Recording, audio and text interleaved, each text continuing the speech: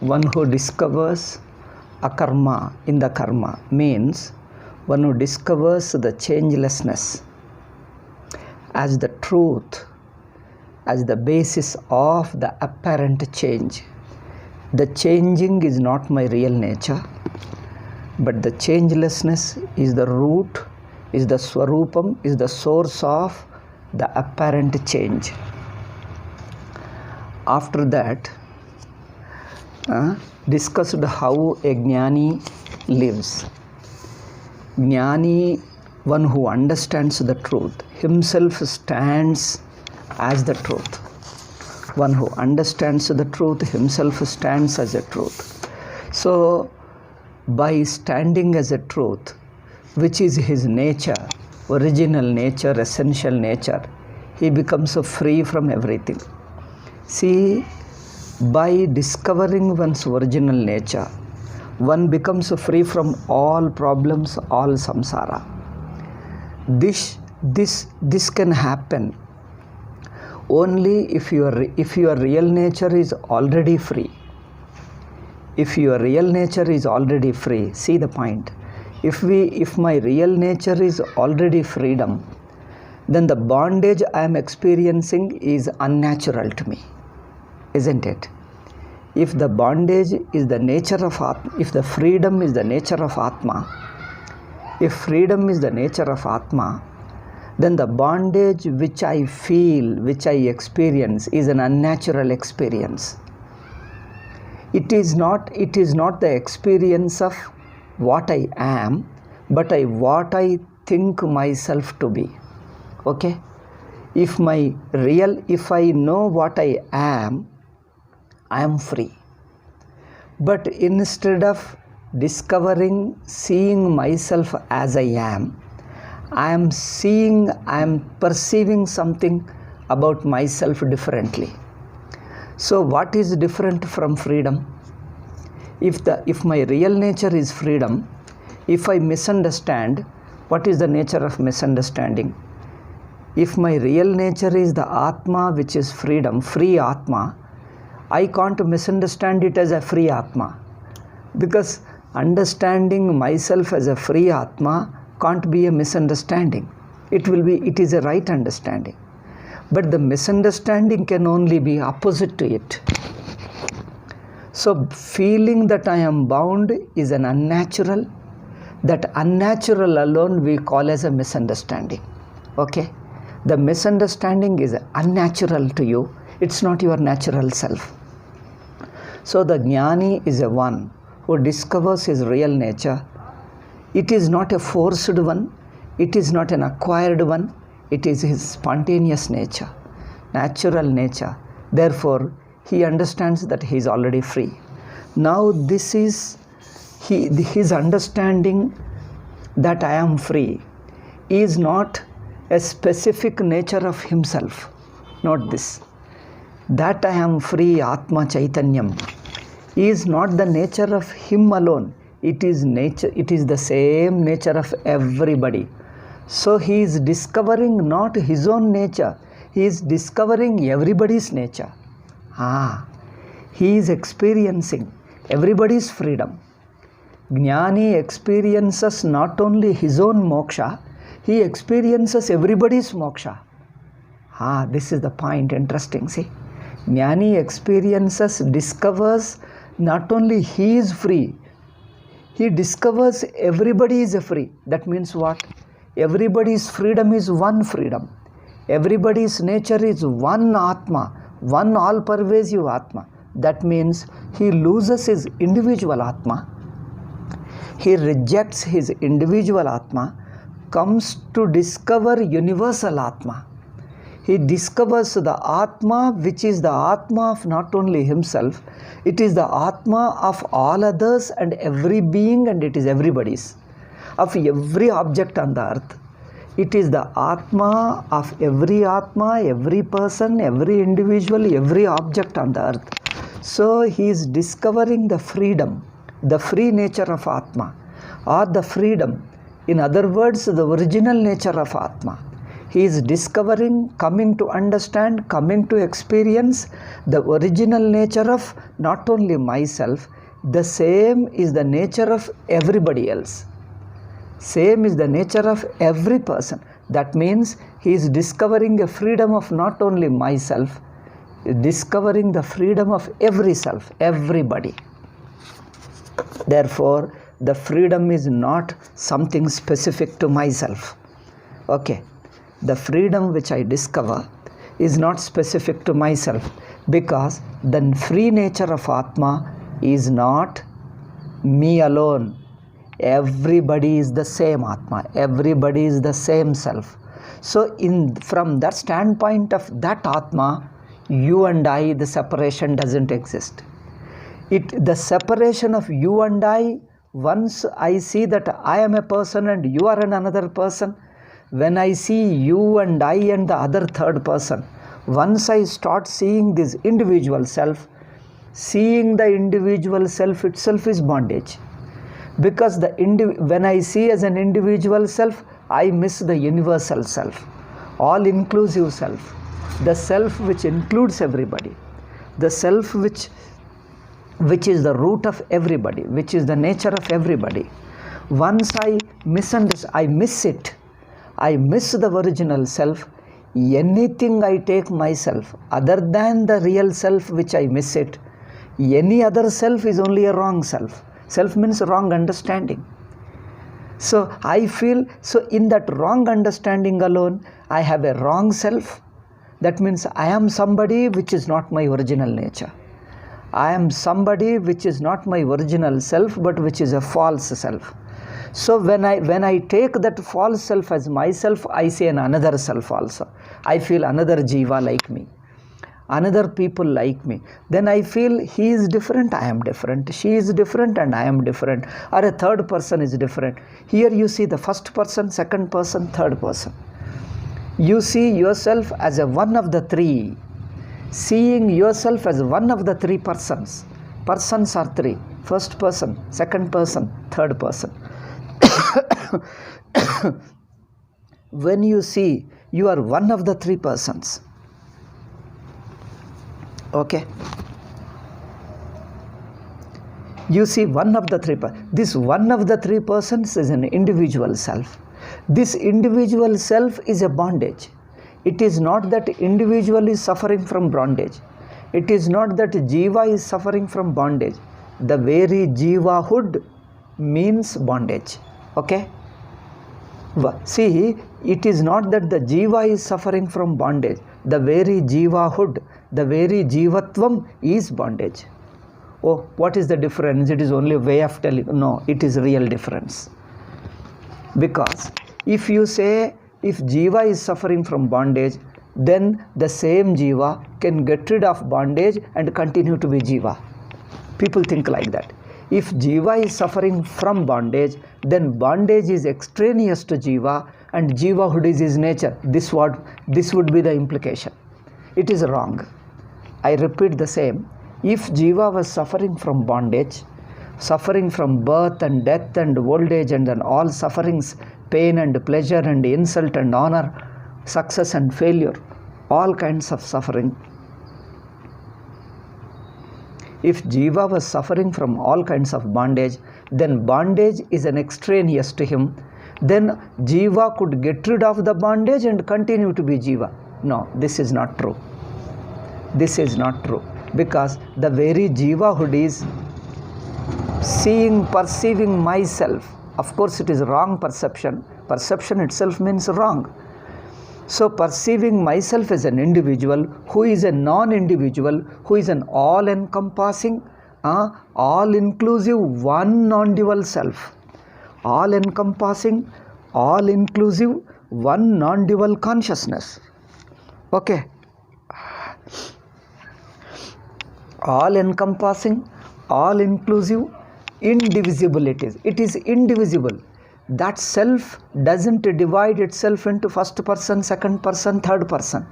It is the self which includes first person, second person, third person. It is an all-inclusive, all-pervasive, indivisible one. Advaitam means indivisible. indivisible one self. So when I misunderstand it, when I miss it, when you miss it, what else you see? You see something totally different from what your originality. But that original nature is not your nature. It is everybody's nature. In your original nature, you are everybody. Everybody is one. But when you divide, when you take to be individual, then the one individual, other individual, me and the third other person, me, you and the third person. The three persons appear in, three persons falsely appear in that indivisible one self, one Atma. There, neither you nor me, it can be referred, that real Atma cannot be referred as a first person or a second person. That real Atma can be referred neither as you nor as I.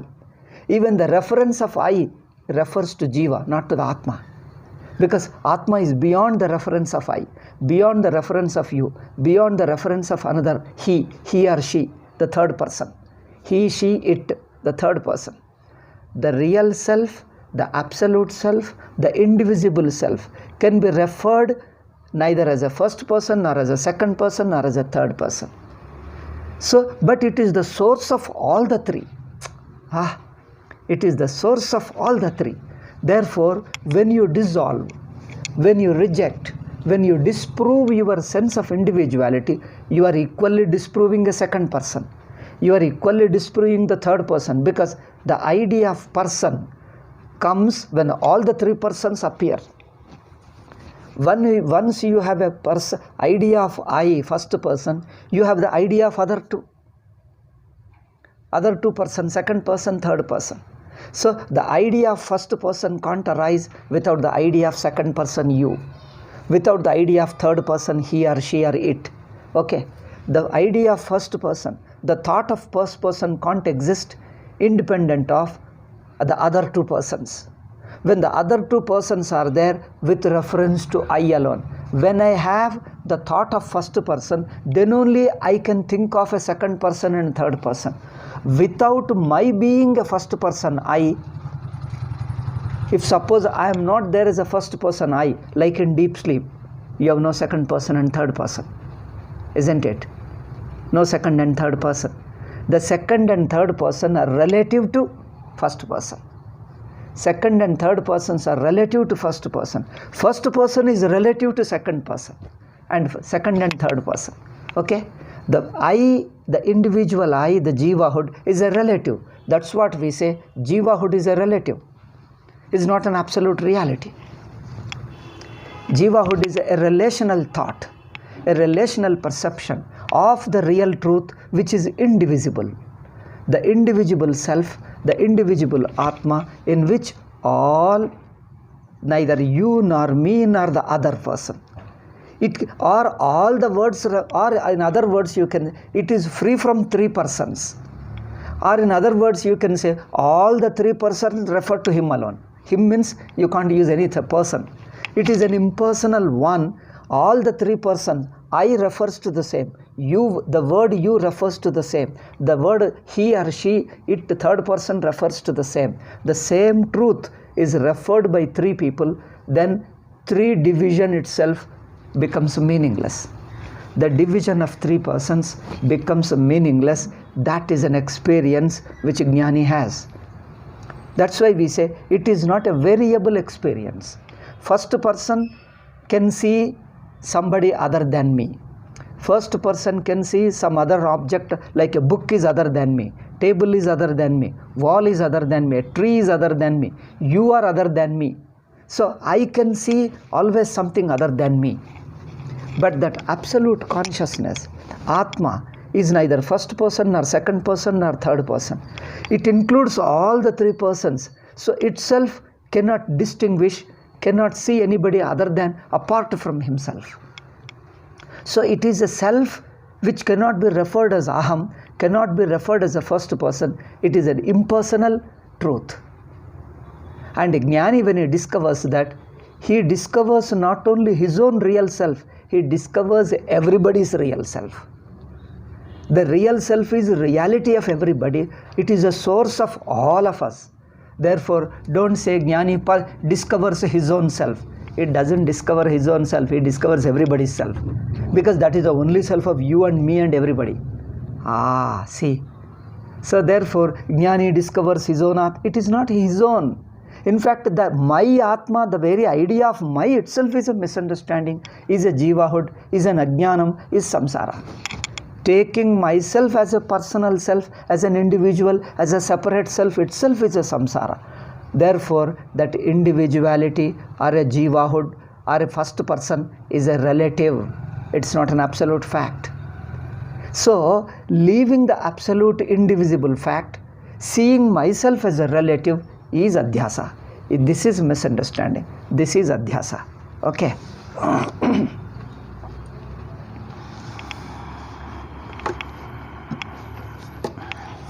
Therefore, when Jnani discovers yadrichalabha santrishtaha in a natural self, anything natural, you feel naturally.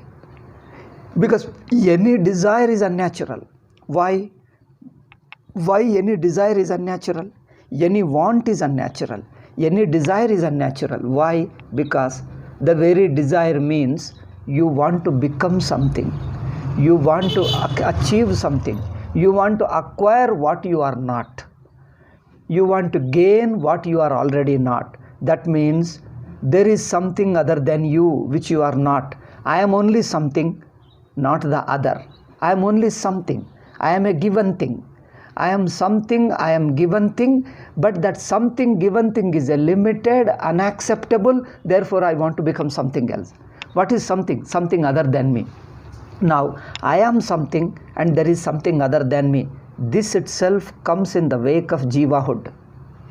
It is the very nature of jiva. As long as you remain an individual jiva, individual self, this I am something and I want something else, this want or desire is invariable. It is inevitable as long as you see yourself as an individual. Therefore, desire is inevitable, inevitably springs.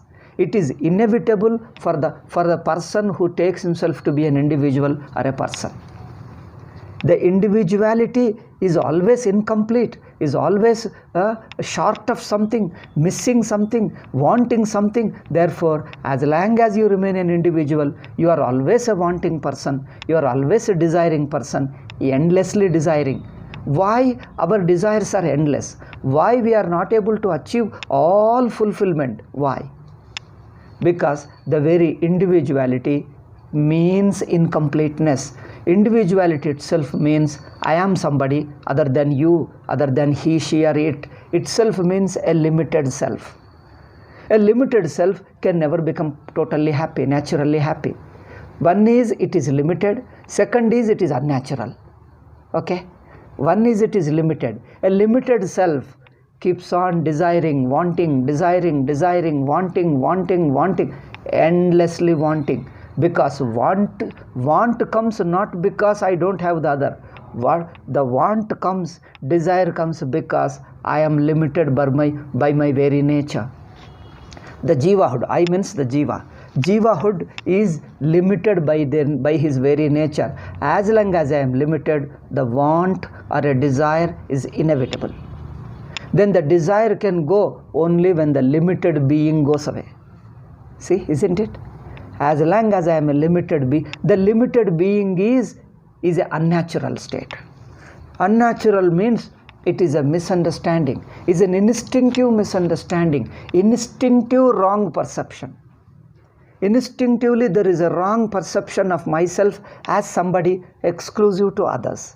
I am excluding other people, other things, you and the third person. I exclude, I see myself as this. This exclusive self is an unnatural self. Therefore, unnatural self can never be happy with it, because unnatural means I can't stand it. I want to get rid of. Because unnaturalness pushes you. It makes you struggle hard. There is a desire arises and there is a continuous struggle. Struggle for what? He is unable to understand why the struggle is coming. The struggle I am not consciously making it. I am unconsciously struggling or I am pushed to struggle. As long as I take myself to be an individual, my struggling nature, my desiring nature also goes with it. It is instinctively struggling. That I have a desire is instinctive. That I am struggling hard is instinctive. I want to become something. I want to achieve something. Goes on endlessly. There seems to be no end. More I acquire, more I desire, more I enjoy, still I am the same individual, incomplete individual, unhappy individual. Still I am looking for something, still I am waiting for something, still I look to outside something, because the very me, the I, individual I, is unnatural.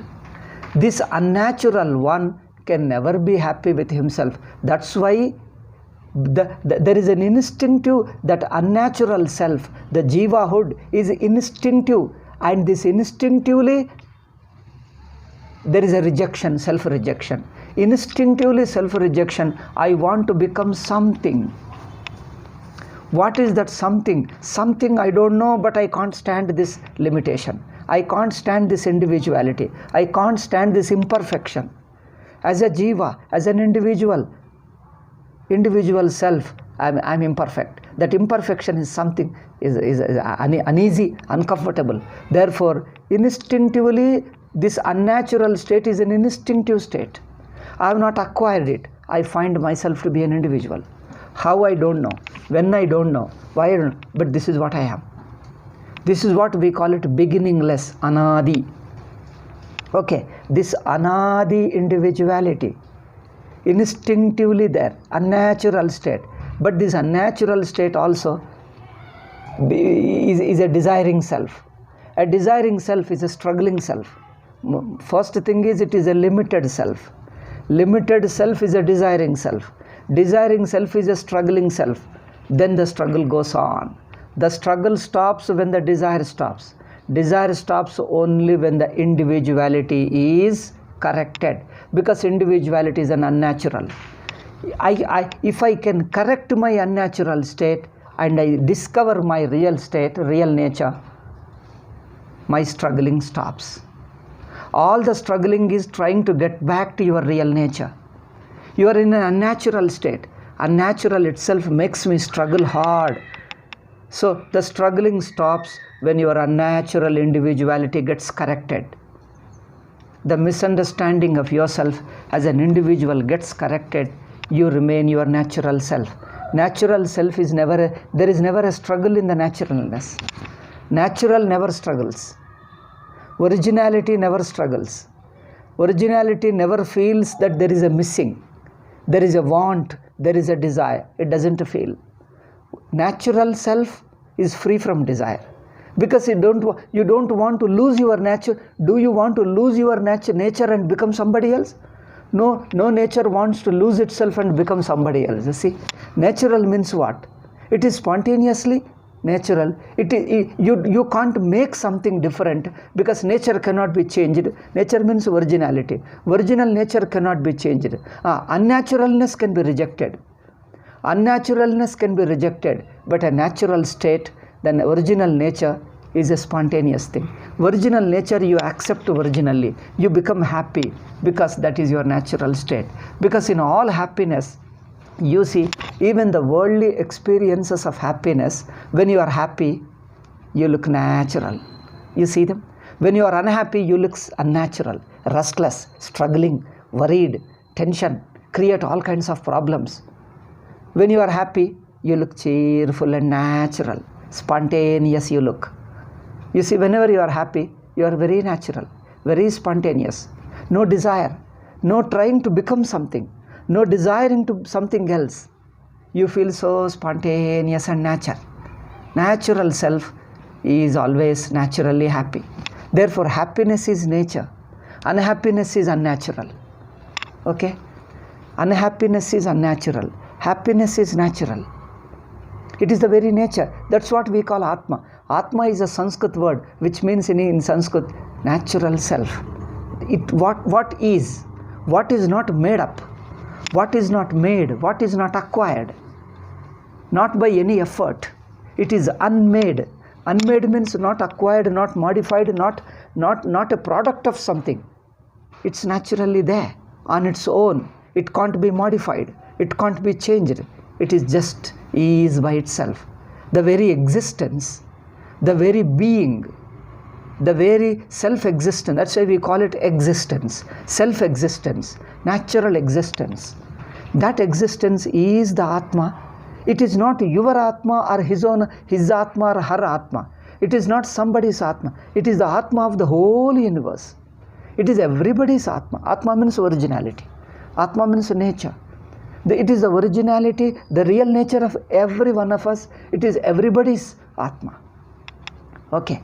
So therefore, and that is a natural. Once we discover natural, you remain naturally happy. Nature is not a struggle. Nature is not something incomplete, imperfection. Nature is, it's by self. It is itself by itself, because no struggle involved. Anything unnatural, struggle is involved. Unnaturalness, you feel restless. It pushes you. It forces you, and you feel you don't know why you're struggling. Something. See, this struggling is also natural as long as you are an individual. That individuality, we say it is an unnatural. That's what called we Jiva. Now say, Jiva doesn't have a problem. The very Jivahood is a problem. The very individuality, individual self is a problem. Because as long as you are an individual, that individuality being unnatural, how do you say unnatural? Because you are struggling hard. You are desiring, you don't know what you want, but something I want more. What is it you want to tell me exactly? I'll give you one thing. You tell me exactly one thing, I'll give you. Say, I want, but I don't know what I want. I want something, more. What is it? I cannot say, but I am not happy with what I am. I cannot remain without desiring. Something want, struggling. This is what shows you are unnatural. That much I can say. You are not happy self. You are not your natural self. You seem to have lost your originality, and therefore you want to get back to your natural state. And then the only way is correct this unnaturality. Vedanta says, Guru says that this unnatural self, this individual self, is a misunderstanding, a misperception. And this misperception is from the standpoint of misperception. You look at yourself rightly, in your real self. You are free from misperceived unnatural self. You are free from misperceived unnatural self. You are free from it. That means nature alone is freedom. Your natural Atma, your original Atma is free. It is free by its very nature. You are already happy. You are free from birth, free from death, free from worry, free from tension, free from second, free from jealousy. Okay? Because everybody is yourself. Because all first person, second person, third person, all persons are the same self. Therefore, nothing is, you can't feel jealous of others because there is no other. Other is also, the original nature of everybody is myself. Therefore, you have no jealousy, no worry, no tension. Nothing is missing. Because you don't miss anything. Naturalness is naturalness. You don't miss anything. When you don't miss, there is no desire. When there is no desire, no struggle. All struggle ends. All desire ends. When you are free from desire and struggle, that's what means happiness. What is happiness? A naturalness is happiness. Happiness is not a struggle. It's not an acquired thing. It's not an imposed thing. Happiness is what you are. Your natural self. Because once you get to the natural state, all struggle drops off. All desire, all missing goes away. No missing, no struggle, nothing. It is just a natural self. It is just whatever name you call it. You want to call it self or Atma, Brahma. These are all words for communication. But it is self-evident because it is your original nature. Therefore, the name is only a tentatively for sake of communication we use it, but itself is, it's just like a self-shining, self-existing.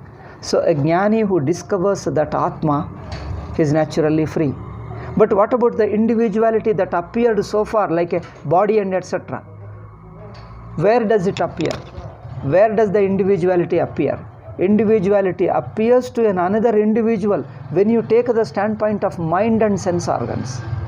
When you take the mind, you see a body, an individuality, time, space, object. All this is, you take a standpoint of a thought, a mind.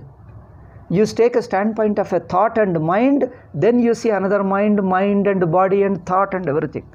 But when you transcend that unnatural, mind is unnatural, individuality is unnatural, the consciousness is natural.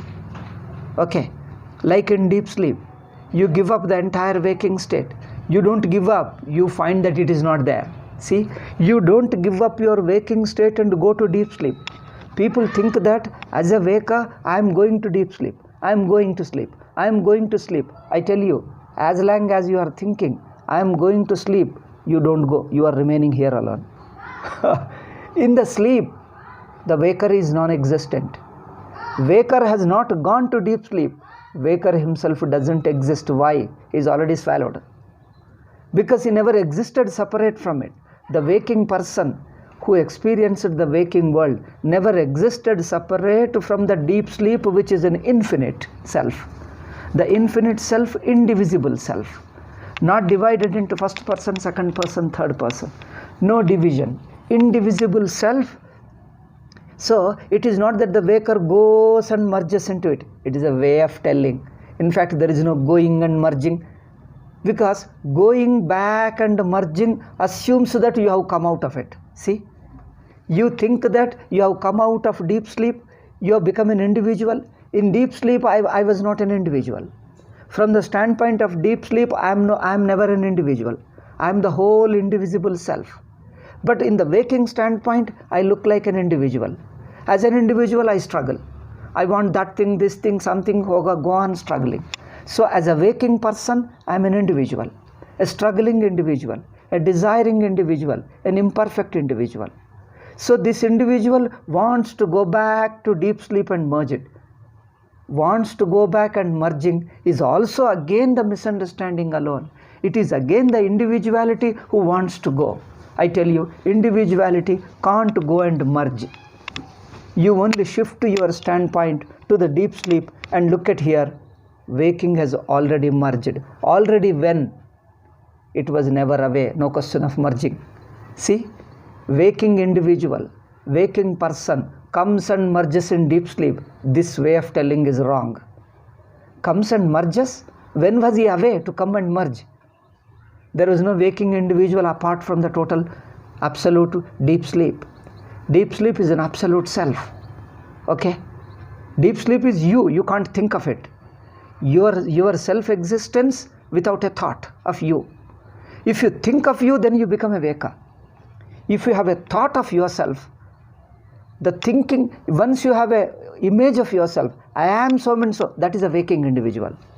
I am so and so is a waking individual. But in your real self, you have no a thinking individual, a waking individual. I am so and so. This thought, an individual with this thought doesn't exist to the deep sleep, because deep sleep is one indivisible, non-dual, indivisible self, absolute self. So waking individual comes and merges, goes and merges into your real self, indivisible sushupti, indivisible deep sleep. It is only a way of telling.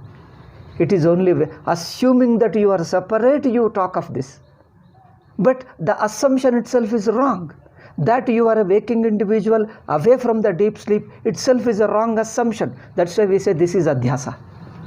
Adhyasa means a wrong assumption. That I am an individual outside the deep sleep. I am away from my virginal self. Deep sleep is your virginal self. I am away from my virginal self. I have become an individual. This itself is a wrong perception. It is an unnatural self. It is a wrong perception. Wrong perception means it is a wrong assumption. Why wrong assumption? How to correct it? You look at yourself from the deep sleep. As you are. You are no individual. The individual self never existed apart from you. You have never gone to waking. Waking also already included in deep. Already when? It is already one. Always one. Always you are one. There was no individuality apart from that absolute self. Therefore, It's not that individual goes and merges into deep sleep. See, individual who is a waking person himself is an unnatural assumed self. It is an unnatural. It is a misunderstanding. What is a misunderstanding? That I am a waker, not a deep sleep, not the deep sleep, not the nature of my deep sleep. I am an individual itself is a wrong assumption. It is not. Wrong assumption means it is a wrong thought. You are not there in waking. You are not a waker, you are already deep sleep. You only think you are a waker, it is a wrong thought. You are not there as a waker at all. You are not a waking individual, you are only thinking, but you are already deep sleep. You have never gone out from deep sleep. You have never gone away from deep sleep. Even now you are in fact, the deep sleep is another name for you. Another name for, it is a synonym for your real nature. It's not that you have moved away from deep sleep. Nobody can move away from nature. Because nature is you. Nature means something which you can't move away. Nature means something you can't go away from it, you can't move away from it. You can't miss it, you can't lose it. That's what is nature. You have not lost it. You have not moved away from it. Even now you are the deep sleep. Because deep sleep you can't think of. You think, then you become a waker. You can't think, it is you. It is very much you. There is no think or thought duality there. It is just very much you. Okay, therefore, even now you are the same deep sleep. If you think you are not, the very thinking is making you are somebody different. You are moved away from waking. Okay, the moved away from waking is an assumption, is a thought, is an unnatural. It is not real. It has not really happened. That's why we say adhyasa means it has not happened. Adhyasa means what? It has not happened. It's only a thought. You just verify. You again inquire. You just probe. Watch deeply. Hey, you are never moved away. You are already the same self. You are the absolute self even now and ever. You have never moved away from waking. Oh, you only misunderstood. You only thought that you had moved away from deep sleep. You have never moved. Once you move away from deep sleep, then you have become an individual. So in fact, that I am an individuality itself is an assumption that I have moved away from deep sleep. I have fallen from deep sleep, moved away from deep sleep. Okay? That fallen from deep sleep, moved away from deep sleep itself is a thought. You have not moved. You have not slipped. You have not fallen. That I am away from deep sleep, that I am a waking individual itself is a false assumption. It is unnatural. You are struggling because of that unnatural thought. You correct. You have not moved. It is a false thought you are entertaining. You have not moved from the deep sleep. Okay. As you discover, it is true. The individuality itself is a false assumption, a wrong assumption. See, that I have moved from the sleep itself is an assumption. Who? The individual thinks that I have moved from the sleep. I have moved away from the deep sleep. So therefore I become an individual. Have you become individual after moving away from deep sleep? Or after becoming individual you move away? Or after moving away you become individual, jiva?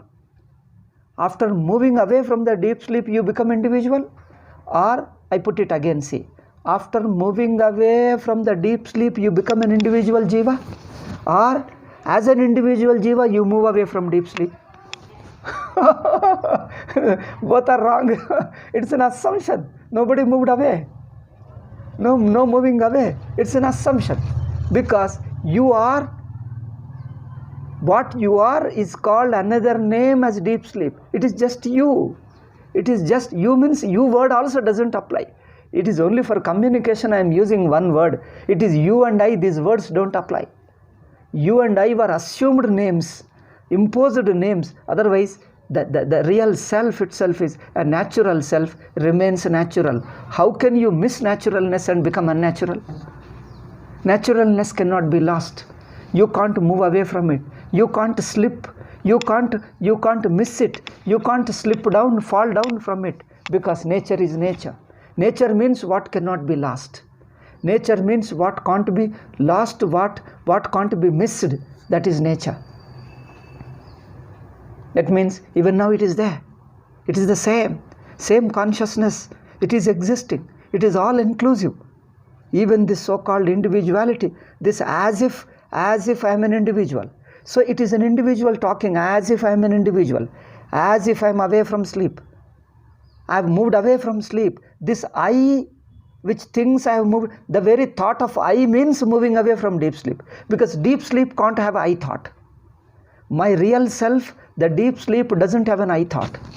My real self, deep sleep can't have an I thought.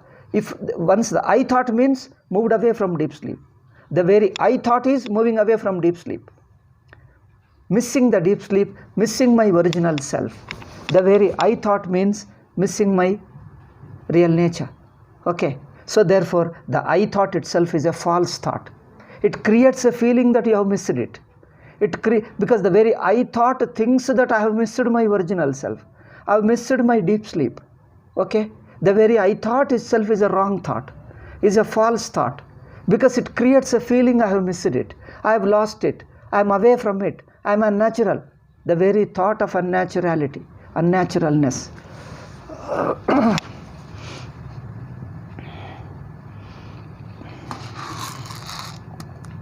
Just a minute.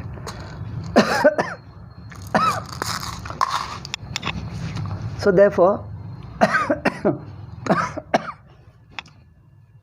that I have moved away from sleep. The very I, the thought of I itself is a false self. It is an unnatural, because it creates a feeling that I have moved away from deep sleep. Oh, I have fallen from deep sleep. It thinks that, in fact, it doesn't move. It thinks falsely that I have moved from deep sleep. It thinks falsely I am an individual apart from deep sleep, apart from my original self. Hey, you have not gone from original self. You are already same self. No moving away, no missing, no separate self, no individual self. What you call individual in its original nature is the same self, same one non-dual deep sleep. Okay, I never moved from it. That I have moved itself is adhyasa. Adhyasa means it is a false, it is unnatural. You are assuming. Question the very assumption. It's not there. Assumption means it is not there. You are thinking, but even the thinking is not there. Oh, I think I moved away from, even that is a false. Each time I say, oh, I am an individual, that is false. I am Jiva, that is false assumption. Oh, I think I moved away from, that itself is a false assumption. Question it. Oh, it is not there. That's all means. You are free. You are Mukta, you are Brahman. What else you need? In one stroke you can dismiss the whole thing. See, that I am an individual itself is an assumption. I, the very thought of I is an assumption. It's not there really. Because you feel you have moved away. Because in your deep sleep, there is no thought of I. Thought of I means moving away from deep sleep. Moving away from deep sleep. Because deep sleep itself is free from thought of I. Free from thought of I. Because no thought. It's just naturally there. That is you. That is your real self. No assumption, no thought. You say, I, the very thought of I, the very thought of I creates a false feeling that I moved away from self, that I moved away from real self. I moved away from deep sleep. Deep sleep is you. You can never move away. Nature is nature. Nobody can miss it. Nobody can move away. Nobody can fall apart. That I have fallen apart itself is an assumption. That's what we say adhyasa. That is avidya. Correct it. Understand avidya is avidya. Adhyasa is adhyasa. Oh, it's a false. Gone. Adhyasa, understanding adhyasa is disproven. That aham is disproven. Individuality is disproven. You are the one self. Indivisible self. Absolute self. You are already free.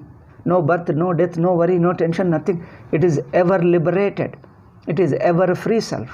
Therefore, this is what Vedanta means. Okay? The next shloka. We have not started today. I think we'll start in the next class. My fast talking strains me. I should have talked very lightly. I can't do that. That forceful talking strains me. So I rest it. So I think next shloka we have to begin. 25th shloka. We will do it in the next class. But today's is the Jnani's real nature. I think this is most important. You contemplate on today's talk. I think you will be free. You are already free. Why becoming free? You are already free. You think of today's talk, contemplate. This explains everything of Vedanta. It gives the summary of entire Vedanta. This is what Mahavakya is. What you have heard today is Mahavakya. You have understood Mahavakya and the problem is disproven. You don't solve the problem, you disprove the problem. You disprove the individual self. It's not there separate. You have never moved from Brahma. You are already that. You have never moved away from Brahma. That I have moved is an assumption. Assumption doesn't make any real difference. Assumption is assumption. Assumption doesn't make any change in the reality. Okay, this is what is Brahma. Okay. Om Shanti Shanti Shanti. Harihi Om Shri Gurubhyo Namaha. Harihi Om Tat Sat. Om Narayan.